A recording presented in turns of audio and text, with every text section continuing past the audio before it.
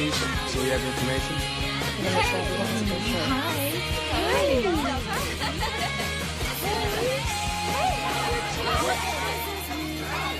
So I guess those are the preppy girls, and those are the slacker guys. Ah, it's like some kind of gang war.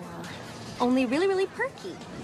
Oh my goodness, how are you girls gonna keep them straight? There's so many. A house for every girl. That was our mission when I started here. Oh, this is so exciting. Oh. Katie Parker! Look at you, all grown up. I can't believe you're here. You two must be proud. My Gwen tells me your Katie is quite the hot rush ticket. Oh, what? Every year, there's a handful of premium girls that all the good houses fight over. Poaching a legacy is total sport around here, be warned. But we already have dibs on you. When you're a pledge, I totally want to be your big sis, okay? Pinky swear. Okay. Gwen's been elected Delta's rush chair. It's quite an honor. Mm-hmm. And if she does a good job, she's a lock for president next year, just like her mom. All right, I'm headed back to the house with the other alumni. See you later? Yes, definitely. Come on. Gwen! Okay, bye. Come on, let's go.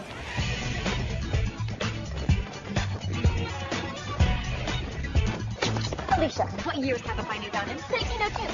Very good.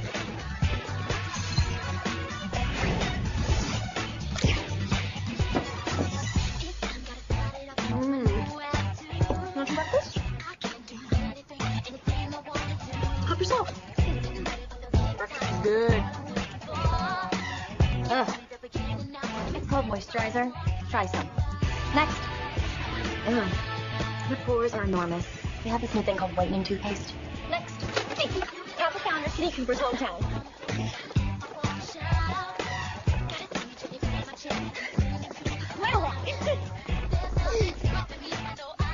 Lose the big hair. This isn't Dallas.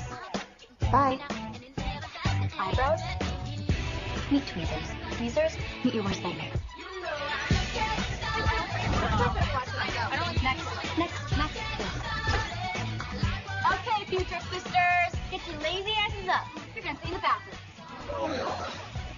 At the Beta Fraternity House. Can't find your colors. Green and white. Wrong. And mother and pearl. Sorry, I'm still learning how to speak Chris.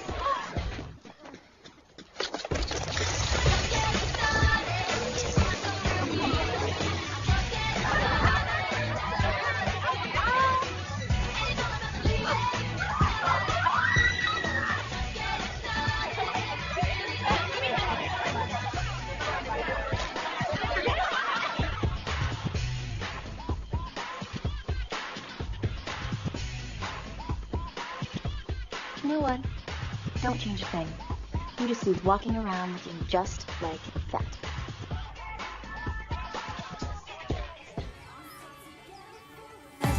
No matter the weather, nothing can break these walls we build on top of the world tonight. You can't hold us down, 'cause we want to fly. Welcome to Phi Lambda. This is such an exciting year. If you're lucky and you make the cut, you will be joining a sisterhood in making best friends for life. We're getting a hot tub. We have all brand new feather duvets. And we got a new chef, and we're going gluten-free. Hi, what are you doing? I totally should have offered it to you first, man. I'm sorry, like pecking order, you know. Who hits it first? No, you go for it. No, we don't hit joints here, ever. That's against the rules. You're gonna have to take that out. Cup. Cup. Like, this is $12. There's hash oil in the middle. Cup. Your parties must totally suck ass if you can't smoke weed. Am I right? Damn. Oh, we don't throw parties here. No sorority can. According to the Greek Council, we can. Really? No, this is an actual real thing. In the United States of America, sororities are not allowed to throw parties in their houses. Only frats can. Google it. Oh my God, really? You just don't party? No, of course we party, stupid. We just do it at brats.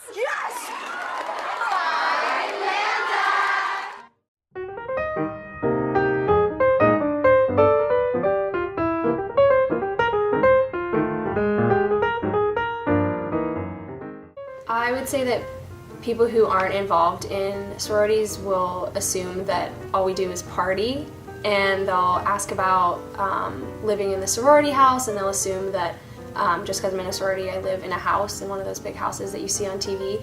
But here at SLU, we don't have houses, so the experience is a lot different in that respect. And also, we do so many things that do not involve partying, but just what people see through the media is what they think about sororities. So I've definitely had comments said to me along those lines. Generally, they think I'm really stupid, which is the one I come across the most. I'm applying for a fellowship through SLU, and a lot of my leadership experience comes from Theta, and so when I talk about how I'm a leader, I talk about Theta. And I had someone in the office like literally tell me, you shouldn't say anything about sorority life on your application. They don't care. I'm like, great, okay, awesome, so what am I going to talk about? Yeah, so generally people just don't like Greek life. They don't think of it as like a real leadership opportunity or like a really valuable group to be a part of.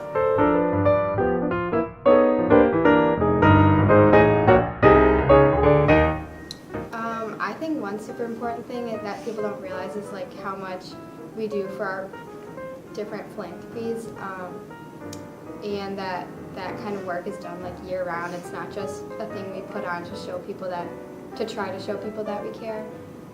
It's actually like a year-long process of fundraising and like raising awareness for whatever your cause is. And along with that, just like at chapter every week, like ways to get involved not only with like philanthropy stuff, but like in the community and like with school and stuff. I guess people don't know like all the little things we do. Like people know we have social events and the sisterhoods and recruitment, like the big things, but like all of the little ways we like support each other and all like the positive programming. I think not a lot of people know that we like are actually here for each other and like bring each other up and boost their confidence, like boost everyone's confidence. So yeah. Most people don't know all of the leadership opportunities in a sorority. At least in my chapter, we have a set up leadership structure of 24 officers, and so there are executive officers and then officers who work underneath them, and so there's a lot of potential for anyone in the chapter to have a leadership position, and even being a freshman you can get a position, or as a senior. And so I think something that a lot of people don't know about sororities is that there is so much opportunity for personal growth, and especially in the leadership area. And I wish that's something that was talked about more, and that people who aren't involved in Greek life understood more about it. I kind of feel like it's different at different schools. So like, I feel like here at SLU, it's like sororities aren't a huge thing. Like when you introduce yourself, you're not like, I'm a part of blah blah blah, you know. But I see my friends at like other like big state schools, and I feel like it's just a lot more intense.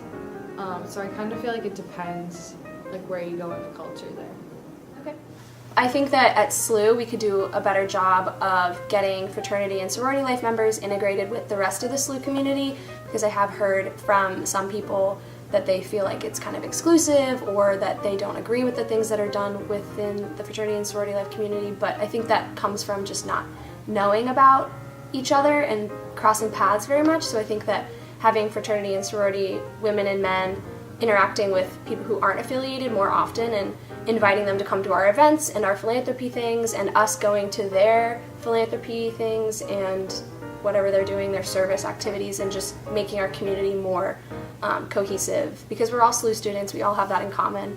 We just have different things that we're involved in, and I think that we could really benefit from getting to know each other's experiences and trying to understand where we're coming from, rather than putting a label on somebody and saying like, oh, she's in a sorority, so this means this about her, or he's in a fraternity, so I don't like him.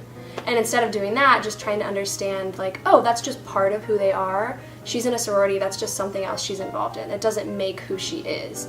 So if you do have a negative view of sororities or fraternities, you don't let that influence how you perceive somebody you meet just because they're wearing Greek letters, if that makes sense. Mm-hmm.